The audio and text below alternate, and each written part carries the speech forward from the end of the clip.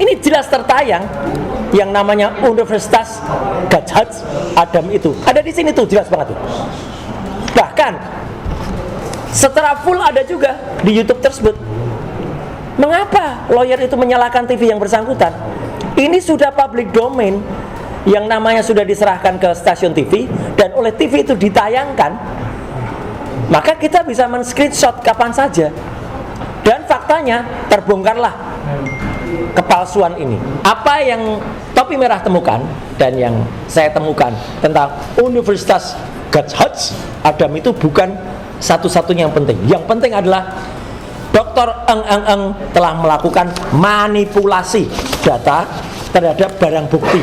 Jadi barang bukti ini dimanipulasi, ditambah emboss, ditambah watermark, dan itu jelas-jelas pelanggaran dari pasal 35 Undang-Undang ITE nomor 11 tahun 2008. Nah, saya mulai dari yang pertama, kawan-kawan semua, bahwa pada tanggal 17 April terbersit kabar bahwa Polda Metro Jaya melalui press conference Dirreskrimum, ya, Polda Metro Jaya itu mengatakan bahwa mereka sudah melimpahkan berkas perkara tahap 2 P19 kepada Kejaksaan Tinggi DKI. Unfortunately, ya kan, ketika kami berkunjung beraudiensi dengan tim peneliti Kejaksaan Tinggi DKI pada tanggal 21 April 2026, mereka mengatakan belum menerima berkas itu. Padahal secara teoritis harusnya berkas itu udah nyampe, harusnya. Bahkan kata Mas Didit ya tadi itu harusnya ya pada hari yang sama untuk ya, jadi direct ya, apalagi tidak jauh. Kita ingat tanggal 17 April itu hari Jumat. Oke lah, ada delay, harusnya Senin sudah sampai. Tapi kita Selasa datang belum nyampe. Nah, kami belum dapat update. Tadi upaya untuk menghubungi Aspidum rupanya masih belum ada jawaban. Kita belum dapat update kapan sesungguhnya berkas itu diadministrasikan untuk dihitung. Dihitung 7 harinya kapan, 14 harinya kapan. Tetapi intinya secara formil dan material ya, kami yakin bahwa berkas itu tidak layak untuk disidangkan. Sekali lagi, tidak layak untuk disidangkan. Kenapa tidak layak untuk disidangkan? Karena tadi melanggar hal-hal yang sifatnya formil dan material. Hal formil yang dilanggar kita sudah sampaikan, mungkin perlu saya ingatkan lagi. Satu, batas waktu pengembalian berkas perkara P19 dari penyidik Polda Metro Jaya telah melampaui batas waktu yang ditentukan KUHAP. Baik KUHAP lama tahun 1981 maupun KUHAP baru tahun 2025, yaitu 14 hari. Kami sudah menghitung bahwa pengembalian dari jaksa peneliti kepada penyidik itu dilakukan 13 hari. Jadi 13 Januari itu disampaikan, dilimpahkan oleh penyidik ke kejaksaan, dikembalikan lagi berkasnya pada hari ke-13. Jadi kalau dihitung 26 hari ulang tahun saya itu ya. Nah, 26 sampai let's say tanggal 22 ya. Karena 21 kan belum dapat kita beritanya. Let's say tanggal 22 April bisa dihitung sudah hampir Februari, Maret, April, hampir 3 bulan sudah. Karena itu kita menganggap ini sudah lewat waktu, lampau waktu sehingga tidak seharusnya ditindaklanjuti. Apalagi ada fenomena baru secara administratif itu sudah muncul yang namanya sprindik baru. Padahal sprindik baru harusnya dimulai dengan pengembalian SPDP oleh Kejaksaan Tinggi. Nah, ini menunjukkan bahwa Kejaksaan Tinggi makin firm harusnya ya untuk menghentikan kasus ini. Kemudian berikutnya lagi kita juga menyoal bahwa penghentian penyidikan tersangka lain dengan dasar restoratif justice itu melanggar ketentuan RJ yang diatur dalam KUHAP. Saya dikritik. Ini bukan pendapat Refli Harun doang, ini pendapat tim Troya dan kemudian para ahli yang mendampingi Troya. Jadi kalau kita mengatakan restoratif justice antara lain diberikan kepada Rismon Sianipar melanggar undang-undang, itu memang benar adanya. Karena undang-undang mengatakan bahwa yang bisa mendapatkan RJ kalau ancaman hukumannya maksimal 5 tahun. Rismon sudah jelas-jelas di atas 5 tahun. Orang mengatakan, oh tidak pakai KUHP yang baru. Kalau tidak pakai KUHP yang baru, ya boleh pakai KUHP yang lama berdasarkan pasal peralihan atau azas lex favorio. Tetapi masalahnya di KUHP lama tidak ada. Karena di KUHP lama tidak ada, maka harus dikembalikan pada KUHP yang baru. KUHP baru mengatakan dengan jelas ceto welo-welo bahwa kalau ancaman hukumannya 5 tahun ke atas, di atas 5 tahun, bukan 5 tahun ke atas, di atas 5 tahun tidak boleh menerima atau memperoleh restoratif justice.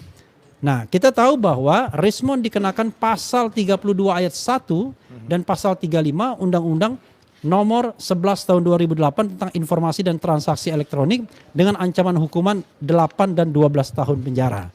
Sama seperti dikenakan kepada tersangka lainnya, Mas Roy dan Dr. Tifa. Jadi, sobat sekalian, itu alasan dua ya. Alasan berikutnya adalah kita mengatakan penerapan prinsip good governance dan clean government dalam penegakan hukum pidana. Jadi kalau misalnya selama ini penyidik mendasarkan pada praktik-praktik yang melanggar hukum untuk mengatakan bahwa lewat batas waktu pengembalian berkas tahap 2 itu biasa, lewat batas waktu 14 hari, kami mengatakan bahwa praktik tidak boleh melanggar hukum yang sudah tertulis. Apalagi kita punya rezim baru baik KUHP maupun KUHP yang berusaha menegakkan hukum yang lebih jelas dan tegas. Paling tidak itu promosi Ketua Komisi 3 ya. Yang sampai sekarang belum berani menerima kita ya kan. Kita akan layangkan lagi surat kepada Komisi 3. Nah, jadi karena itu kami mengatakan kalau itu melanggar undang-undang tidak sah. Walaupun praktik selama ini seperti itu.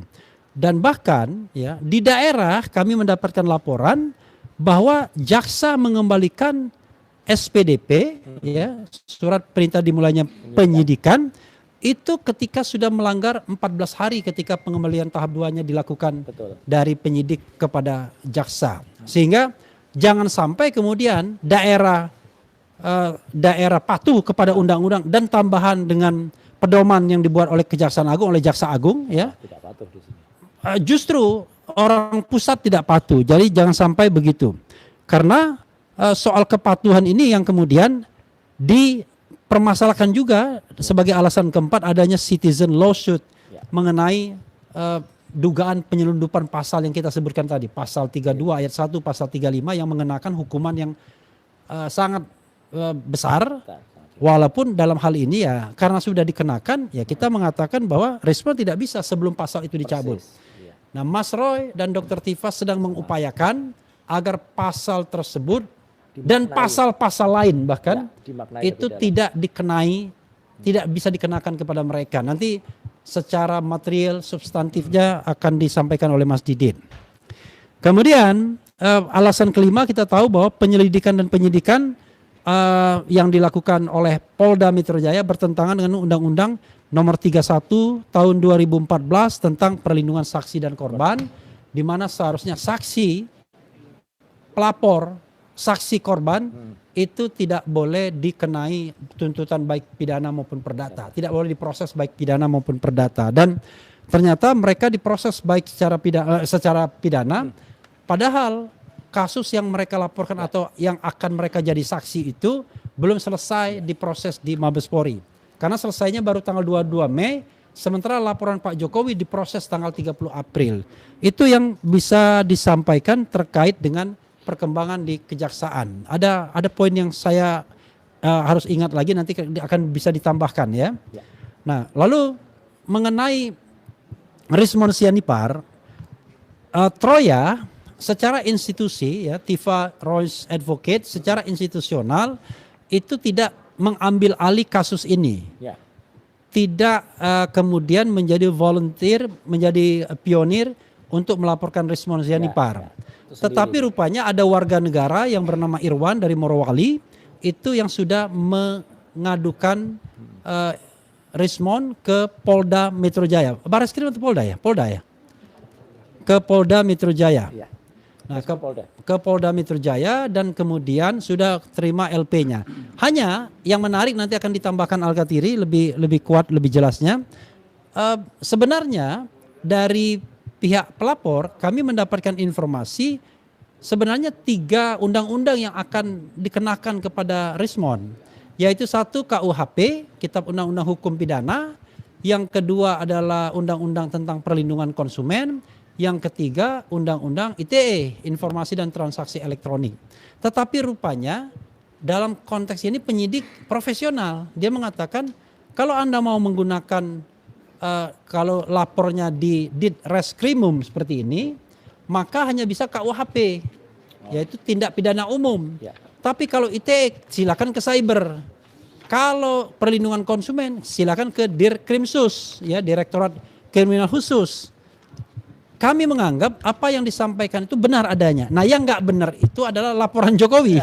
Kenapa bisa? Karena laporan Jokowi rupanya mencampur adukan antara cyber dan kemudian tindak pidana umum. Terbukti bahwa pasal-pasal yang dikenakan dilaporkan oleh Jokowi adalah pasal KUHP yang lama, Kitab Undang-Undang Hukum Pidana yang lama, pasal 310 dan 311, dan juga Undang-Undang ITE, baik Undang-Undang ITE 2024 maupun ITE yang belum berubah 2008, yaitu pasal 27A, kemudian pasal 32 ayat 1 dan pasal 35. Sementara pasal 28 ayat 2 Undang-Undang ITE 1 2024 itu disampaikan oleh orang lain yang dalam CLS-nya Purnawaran Jenderal dianggap tidak memiliki legal standing.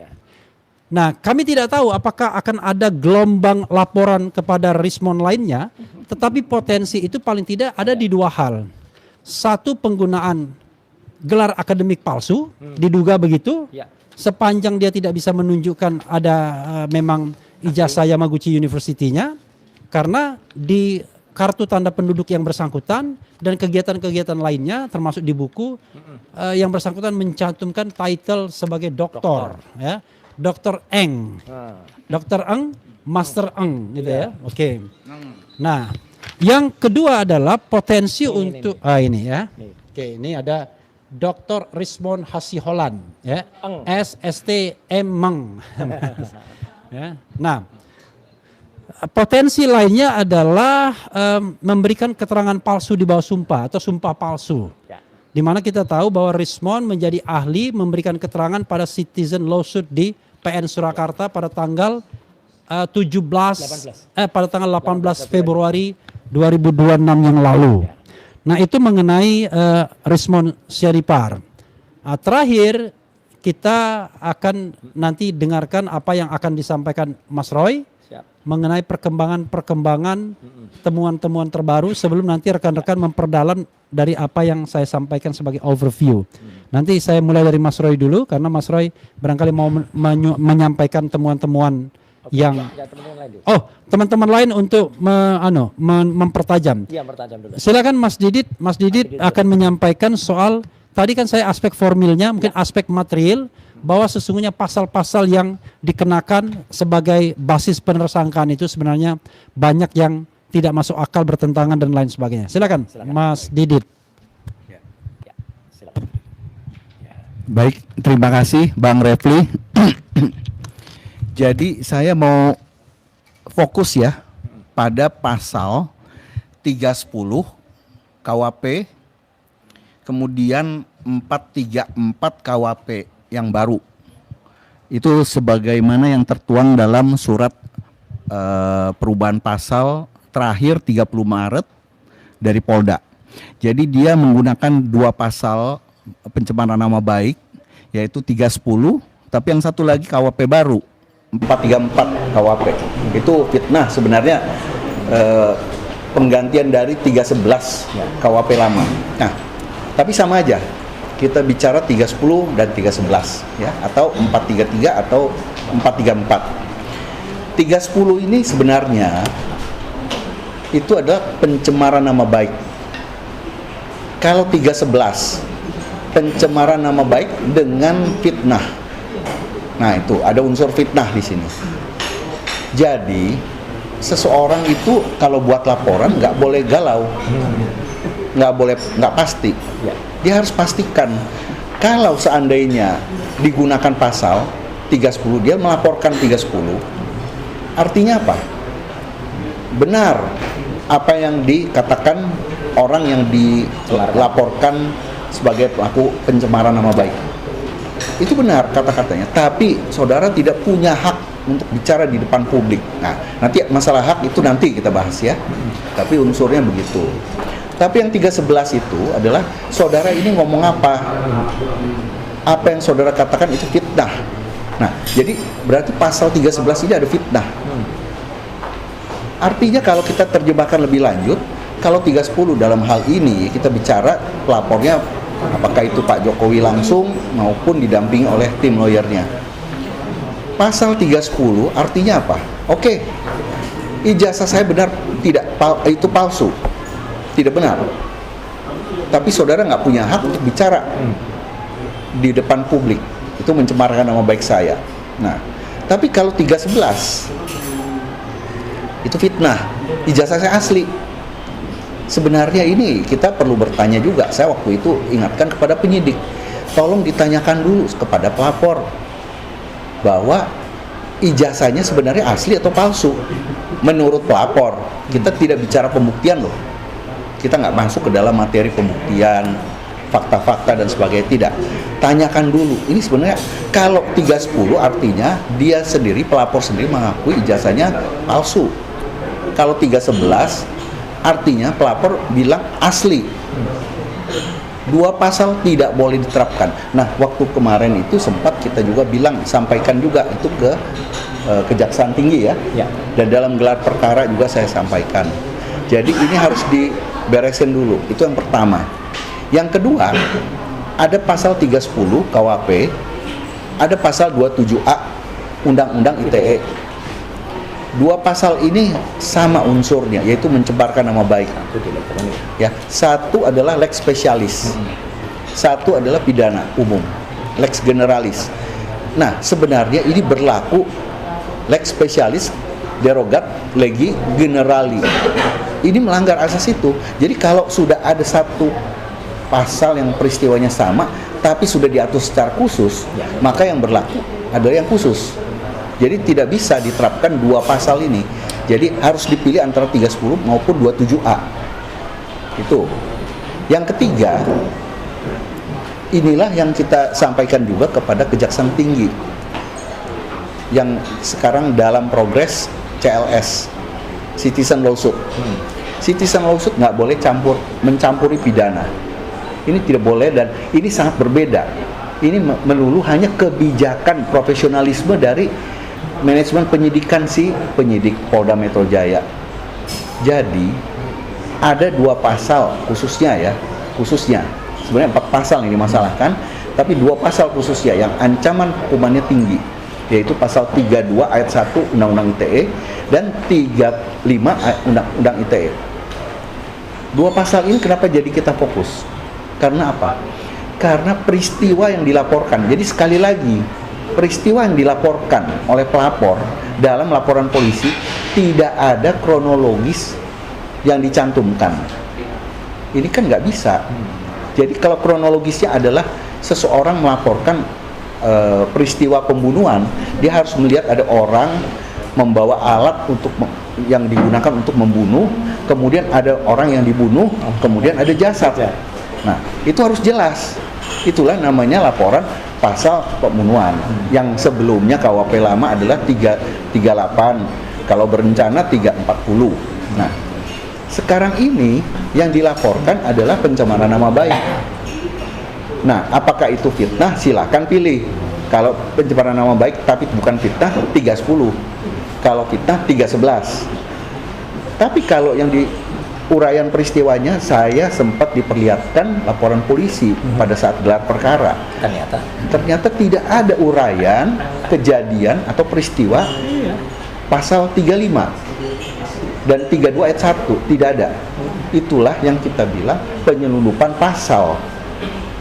Nah, itu harusnya menjadi perhatian dari Kejaksaan Tinggi, karena kalau dia P21 kan dengan 2 pasal itu, artinya apa? Begitu gugatan CLS dikabulkan bahwa benar ada penyelundupan pasal, berarti kan P21-nya itu menjadi ada sifat melawan hukum di sana. Harus diulang. Artinya apa lagi? Pelanggaran terhadap hak asasi manusia. Itulah masalahnya. Nah, Jadi seharusnya, sepatutnya, seyogyanya berdasarkan pasal 139 KUHP tunda dulu, nggak bisa P21. Nah, karena apa? Menunggu putusan CLS. Ya. Ya, karena kita bukan mencampuri pidananya, tapi jangan sampai ada kekeliruan manajemen penyidikan diberlakukan, diterapkan. Ya, mungkin dari sana ya. Ya. Cukup. Saya jelaskan. Baik. Terima kasih. Terima kasih. Dan teman-teman, kalau ada besok yang mau hadir besok Senin, jam berapa Pak Didit? Sidang Jam terbuka 9. jam 9 pagi. Pak Didit ini insya Allah akan mengucapkan promosi sidang terbuka untuk doktor di Universitas 17 Agustus. Ya, luar biasa. Terima kasih, Mas. Ya, silakan kalau hadir ya.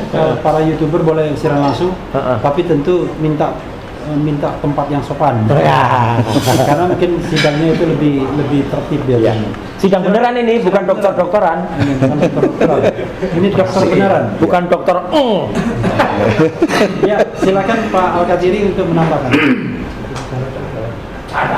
Ada. Terima kasih kita tambahkan.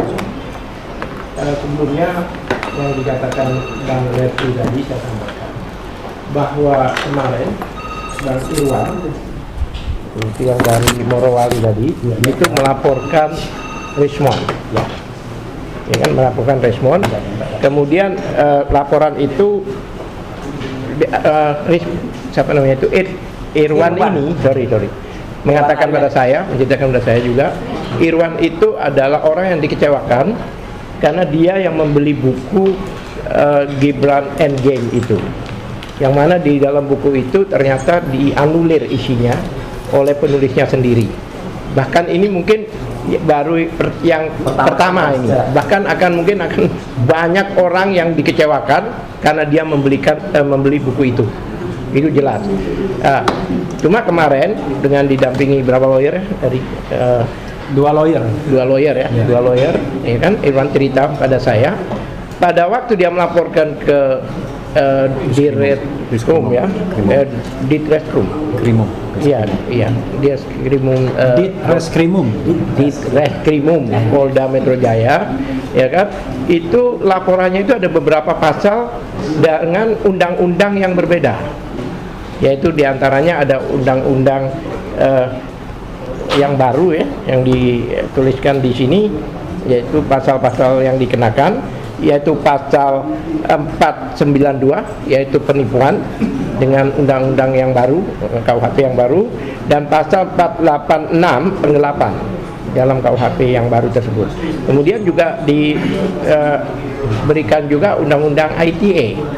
Undang-undang ITE yaitu undang-undang tentang penipuan konsumen melalui transaksi elektronik. ITE. Iya, ITE bahasa Inggris. ITE ya. Elektronik. Dan juga pasal 86 Undang-Undang Perlindungan Saksi dan Korban tentang penipuan konsumen sehingga terjadi kerugian ekonomi. Yang menarik, laporan itu bisa dikatakan ditolak ya, ditolak dalam arti tidak boleh menggabungkan antara pidana umum dengan IT, karena menurut mereka unitnya beda. IT itu dipegang oleh cyber, ya kan?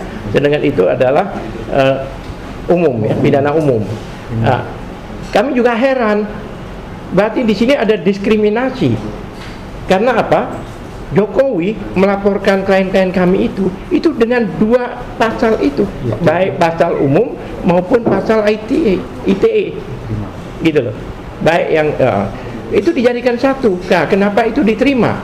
Sedangkan Irwan melakukan hal yang sama ya kan, dengan pasal-pasal umum dan pasal-pasal KUHP dan pasal ITE itu ditolak. Nah, ini jelas ini adalah diskriminasi di dalam penerimaan laporan itu. Itu laporan Irwan pada saya waktu itu. Ya. Yang berikutnya yang Bang Refli katakan tadi, yaitu berhubungan dengan apa namanya surat-surat yang ada di sini, ya kan?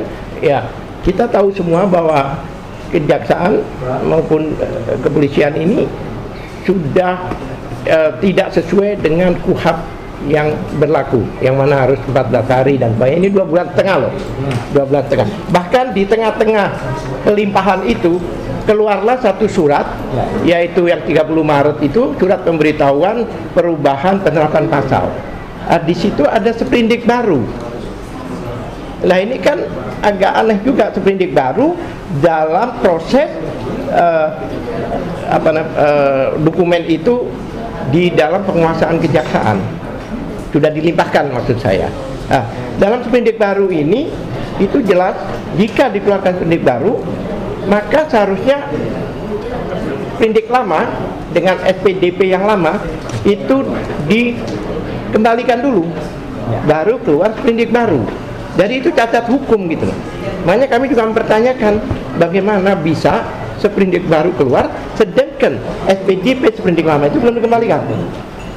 Nah dengan otomatis kan kalau bisa dikembalikan itu kan berarti yang berlaku adalah sprindik baru. Dengan dicabutnya dengan sprindik lama itu, maka seluruh proses due process of law sebelumnya itu batal demi hukum karena adanya sprindik baru. Nah, itu yang terakhir saya akan berikan informasi juga. Kami telah menerima surat dari atasan PPID karena kami kan mengajukan ke PPID ya. Kami terima surat tanggal 22 April ya kan, PPID yang mana tetap bertahan tidak memberikan dokumen daftar dokumen yang kami minta. Padahal kita hanya menerima daftar dokumen yang karena apa? Kami punya kepentingan karena itu berdampak pada klien kami, hak-hak hukum dari klien kami. Mereka bertahan dengan pasal 17 huruf A angka 1 yaitu Undang-Undang Nomor 14 tahun 2008 tentang KIP. Dikatakan bahwa jika ini dalam proses hukum, proses penyidikan dan sebagainya ya, proses hukum, maka dengan 17A dia katakan maka tidak dapat diinformasikan pada pihak lain. Padahal ada pasal yang lebih kuat dari itu, yaitu pasal 2 ayat 4 yang menyatakan jika demi kepentingan yang lebih besar, kepentingan bangsa dan negara, maka itu dapat dibuka. Oleh sebab itu, karena jawaban ini sudah final, dalam waktu dekat ini, mungkin awal Mei ya, kita insya Allah akan ajukan permohonan sengketa di KIP. Ya kan, karena atasan PPID dalam hal ini adalah humas kalau nggak salah di sini dituliskan, ya kan. Oleh sebab itu kami akan mengajukan dalam waktu dekat ini ke persidangan KIP dalam waktu sesuai dengan ketentuan undang-undang yang berlaku. Ya, itu mungkin. Ya. Mungkin ini Bang Refli juga akan jelaskan lebih detail masalah ini yang surat dari Komisi Nasional Hak Asasi Manusia yang kami dapat kemarin kalau nggak salah itu. Silakan. Ya, sebelum Mas Roy saya tambahkan ya bahwa pada tanggal 13 April 2026 itu ada surat dari Komnas HAM menjawab apa yang kemudian kami adukan, bahwa sudah terjadi kriminalisasi dalam proses penanganan perkara yang menersangkakan dulu 3 ya RRT, tapi sekarang 2 yaitu Mas Roy dan Dr. Tifa. Kemudian Komnas HAM setelah berkoordinasi dengan penyidik dan lain sebagainya mengatakan tidak terjadi pelanggaran apapun, begitu ya. Tetapi kami justru berkeyakinan sebaliknya dan kami diberikan kesempatan untuk menjawab lagi, membuat sanggahan dalam jangka waktu 15 hari ke depan, 15 hari kerja, agar kemudian kita menyampaikan hal-hal apa saja yang kita anggap sebagai pelanggaran hak asasi manusia. Ya. Salah satu pelanggaran HAM yang paling kentara dalam kasus ini adalah salah satunya adalah ya azas kepastian hukum, ya keadilan. Kepastian hukumnya adalah salah satunya misalnya lampaunya waktu pengembalian atau pelimpahan berkas perkara tahap 2 yang harusnya 14 hari bahkan hampir 3 bulan ya. Nah itu hal yang akan kita dalami dan kita berikan kepada Komnas HAM. Kami khawatir Komnas HAM tidak cukup detail ya mengatakan bahwa tidak ada pelanggaran hak asasi manusia. Jangan lupa, pelanggaran hak asasi manusia itu ada hak asasi manusia yang memang secara universal diakui, tapi ada beberapa hak asasi manusia yang sudah masuk di dalam konstitusi kita sebagai hak konstitusional atau constitutional right, terutama di pasal 28 ya. Nah, salah satunya adalah hak atas kepastian hukum. Jadi kita akan jawab itu. Itu yang bisa saya sedikit tambahkan, dan Mas Roy, Ya. saatnya kita menahan napas untuk memberikan informasi dari teman baiknya ya. Ya. Apakah Teman baik, sangat baik. apakah kemudian teman baiknya itu Ya. patut diduga melakukan editing atau apapun? Terserah Mas Roy. Silakan Mas. Baik. Terima kasih Mas Refli, dan izin teman-teman kuasa hukum yang lain ya, yang hari ini ada, dan Assalamualaikum warahmatullahi wabarakatuh untuk Waalaikumsalam. teman-teman dari media, baik media mainstream maupun teman-teman YouTuber dan berbagai channel yang ada ya, termasuk ada Refli Harun channel, Roy Suryo Official, Abdul Ghafur Sang Haji Official, dan lain sebagainya ya. Ada Langkah Update, Cumi-Cumi juga ada, dan semuanya ya.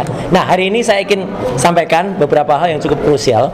Yang pertama adalah kemarin beredar ya sebuah tangkapan layar dari salah seorang lawyer yang intinya kalau dirasakan itu agak melakukan intimidasi. Sekali lagi, intimidasi kepada salah satu pemimpin redaksi dan juga teman anggota dari produser acara tersebut, yang dikatakan ketika hari Selasa malam itu saudara Doktor respon Hasiolan Sianipar ya, dia kan pengennya disebut begitu ya, gitu.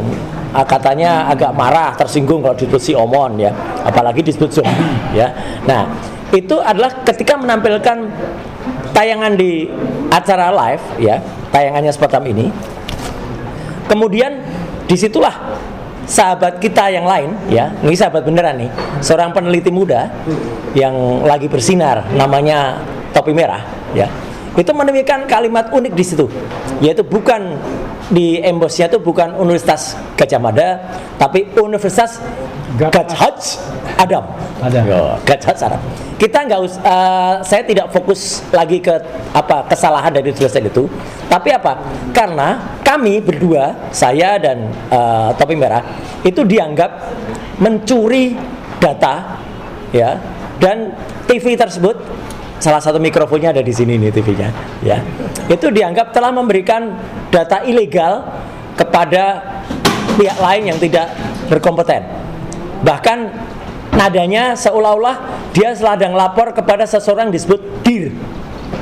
Jadi kayak mengadu dia, Pak DIR, mengapa data krusial yang hanya saya berikan ke stasiun itu bisa sampai ke tangan Roy Suryo dan Topi Merah gitu.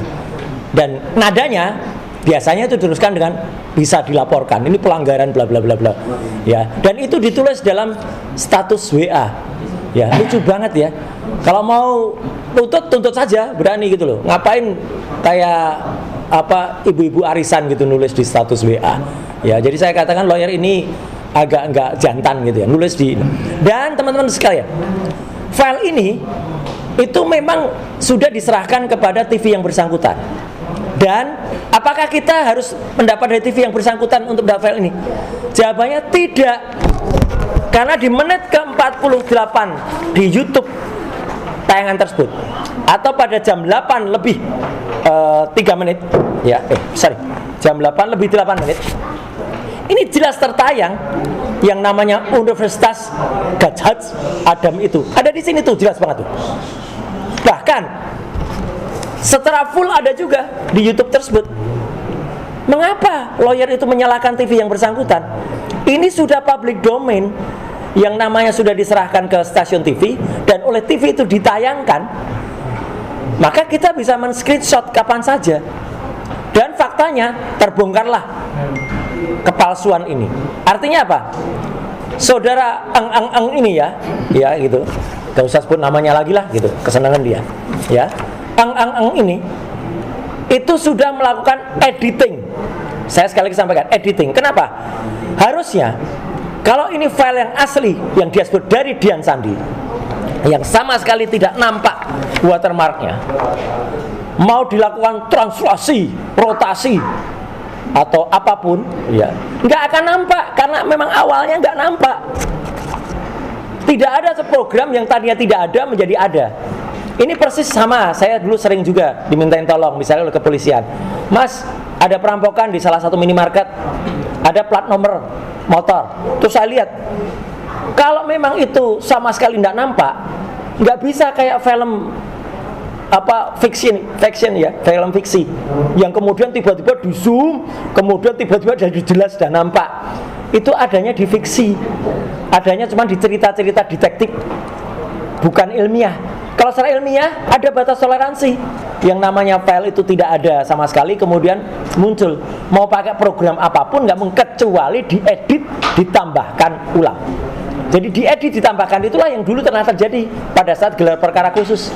Yang tadinya bukti itu nggak ada sama sekali watermark, tiba-tiba ditambahkan watermark dan emboss, padahal tadinya tidak ada.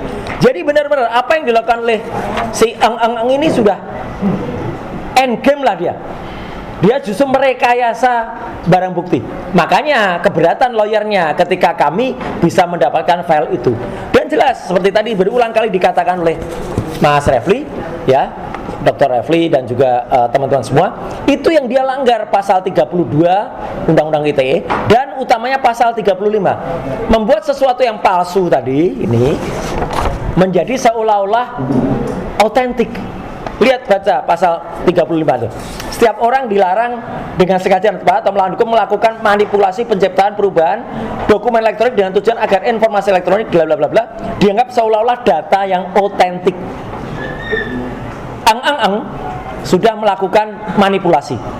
Bahkan itulah yang diancam dengan hukuman maksimal 12 tahun penjara.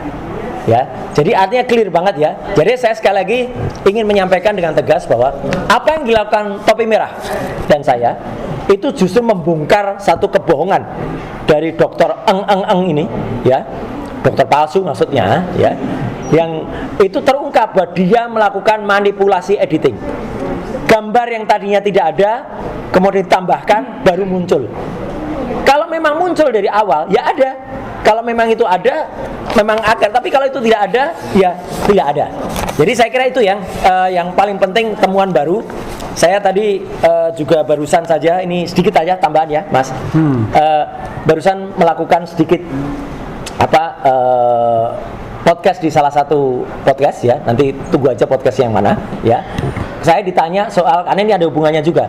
Bagaimana jawaban menurut Mas Roy? Bagaimana jawaban seseorang yang menjawab Pak Yusuf Kalla dengan mengatakan saya orang kampung kok gitu. Nah, kenapa saya harus jawab ini? Ya, karena menggunakan diksi orang kampung itu artinya kampung atau kampungan. Ya, itu ada bedanya. Kalau yang namanya kampungan itu yang ada di bawah ini loh. Nah, dan dia sok menjadi raja. Ya, pernah mau pinjem, tadi saya sebutkan di podcast itu, pernah mau pinjem baju dari raja beneran, untungnya nggak dikasih. Dan kemudian dia pinjem baju, untungnya salah bajunya. Ya, jadi dia pakai baju raja bengis, namanya Amangkurat. Kampungan apa? Karena dulu pernah di Istana Bogor membawa kodok. Nih kodok-kodoknya. Ini foto asli loh ya. Dan pemotretnya kebetulan saya kenal betul. Pemotretnya adalah juara 2 fotografer nasional tahun 90. Nih pemotretnya. Kebetulan juara satunya saya. Juara 2-nya jadi fotografer istana. Namanya Pak Agus Surono, ya. Jadi saya bisa benar-benar yakin karena saya juga sudah tanya, itu foto benar, Mas? Benar. Jadi dia motret waktu itu di Istana Bogor. Dan apa yang dilakukan waktu itu? Ya inilah pencitraan luar biasa hebat ya. Ya kalau orang mengatakan, "Oh, dulu itu kampung," bukan, itu kampungan. Jadi sekali lagi saya jawab dari sisi terminologi Jawa, ya. Dia itu selalu melakukan apa yang namanya lamis. Lamis itu artinya menyatakan A tapi artinya B. Sudah tapi belum. Ya tapi tidak. Ya, akan saya tunjukkan nanti di persidangan. persidangan mana ya, sudah kesekian kali ada sidang itu nggak pernah ada. Jadi ini diikuti oleh si dokter eng ya. Jadi sekaligus sekarang mereka alhamdulillahnya berkumpul di satu kolam ya, ijazah palsu ketemu ijazah palsu. Dan kita sekaligus saya tadi tanya, kalau gitu namanya itu raja? Enggak, kalau raja Jawa itu enggak akan menyengsarakan rakyatnya. Raja yang menyengsarakan rakyatnya itu bukan raja, Mas Refli, tapi raja Jawa palsu. Kaos ini pernah saya pakai di sidang CLS di Solo ya. Nah ini raja Jawa palsu membuat rakyat Indonesia jadi tengkorak. Dan ini sesuai dengan statement dari mantan dubes Polandia. Kalau memang ijazahnya itu benar, memang kalau dia tetap jahat, karena sudah membuat semua rakyat ya, sebagian besar rakyat Indonesia itu kemudian menjadi direpotkan dengan kelakuannya, tidak menunjukkan hal-hal yang negarawan, tidak menunjukkan kejujuran. Kalau jujur ya udah, tunjukkan saja ijazahnya seperti kata Pak JK. Tapi dia raja Jawa yang jahat ya, yang tidak mau menunjukkan ijazahnya. Sejenis dengan dokter eng yang di acara TV itu, waktu saya tanya, mana ijazahnya? Ada. Yang ditunjukkan tuh transkrip. Anak kecil aja tahu bedanya transkrip sama ijazah, mohon ya. Transkrip kok disebut ijazah. Tanya lem, tapi punya kan ijazahnya? Ada, kata. Kan ditanya Aiman, ada ijazahnya? Ada. Tapi ketinggalan di Balige. Ijazah kok ketinggalan di Balige ya. Kemana-mana harusnya dibawa gitu ya. Jadi itu tambahan saya, Mas Rawi. Jadi update-nya apa yang Topi Merah temukan dan yang saya temukan tentang Universitas Gadjah Adam itu bukan satu-satunya yang penting. Yang penting adalah Dr. Eng telah melakukan manipulasi data terhadap barang bukti. Jadi barang bukti ini dimanipulasi, ditambah emboss, ditambah watermark, dan itu jelas-jelas pelanggaran dari pasal 35 Undang-Undang ITE nomor 11 tahun 2008. Terima kasih. Assalamualaikum warahmatullahi wabarakatuh. Mungkin bisa ditambahin. Mic-nya di sini ya. Ya, kawan-kawan semua, saya akan menyampaikan statement terakhir ya, yang kita rumuskan untuk mendesak kasus ini agar segera dihentikan karena sudah tidak layak, sudah melanggar banyak aturan perundang-undangan dan baik formil maupun material, terutama formil. Jadi pernyataan sikap kami, satu, kami meminta kepada jaksa pada Kejaksaan Tinggi DKI Jakarta untuk tetap berpegang pada pedoman Jaksa Agung nomor 1 tahun 2026 tentang pola koordinasi antara penyidik dan jaksa yang dibuat sebagai guidance kepada jaksa yang selama ini lalai dalam mengembalikan berkas perkara P19 yang telah melampaui batas waktu 14 hari. Jadi tidak bisa ditolerir lagi kalau batas waktunya itu sudah 2 bulan lebih, bahkan hampir 3 bulan ya. Yang kedua, kami meminta kepada jaksa pada Kejaksaan Tinggi DKI Jakarta agar segera mengembalikan berkas perkara dan SPDP, surat perintah dimulainya penyidikan, karena telah melanggar ketentuan hukum acara tanpa perlu memeriksa aspek-aspek material dari berkas P19 yang dikembalikan ke jaksa ya. Ya, jadi dia yang dikembalikan jaksa. Jadi kawan-kawan semua, kalau formilnya sudah cacat, sudah bertentangan dengan undang-undang, maka tidak perlu kita periksa materialnya, harusnya selesai kasus ini. Jadi dihentikan. 3, kami meminta kepada jaksa pada Kejaksaan Tinggi DKI Jakarta agar menerapkan pedoman Jaksa Agung nomor 1 tahun 2026 secara konsisten, karena pedoman tersebut mengikat semua jaksa di seluruh Indonesia. Jangan sampai pedoman tersebut diterapkan oleh jaksa di daerah, sementara untuk laporan Pak Jokowi, jaksa pada Kejaksaan Tinggi DKI Jakarta melanggar pedoman Jaksa Agung nomor 1 tahun 2026. Karena aroma pelanggaran ini sudah kita saksikan banyak ya, terutama dalam penerapan RJ yang cenderung suka-suka. Restoratif justice datang ke Solo, kemudian difasilitasi lebih lanjut, selesai. Padahal undang-undang jelas-jelas mengatakan tidak bisa RJ kalau ancaman hukumannya lebih dari 5 tahun. 4, penyidik Polda Metro Jaya sangat tidak profesional dalam menerima laporan polisi Pak Jokowi di Direktorat Reserse Kriminal Umum yang menerapkan pasal pidana umum dan pidana khusus dalam satu laporan. Sementara dalam laporan polisi atas dugaan tindak pidana penipuan dan penggelapan dalam buku Gibran Endgame karya dengan terlapor Rismon Sianipar, Polda Metro Jaya di Direktorat Reserse Kriminal Umum tidak menerima laporan atas pasal Undang-Undang ITE dan Undang-Undang Perlindungan Konsumen. Jadi kami mengatakan bahwa kerja terakhir itulah yang lebih profesional karena menerapkan azas division of labor, pembagian tugas. Ada bagian Reskrimum umum, ada bagian cyber, ada bagian Dirkrimsus, ada bagian narkoba sendiri. Jadi direktorat sendiri sesuai dengan mandat atau peristiwa dugaan peristiwa pidana yang dilakukan.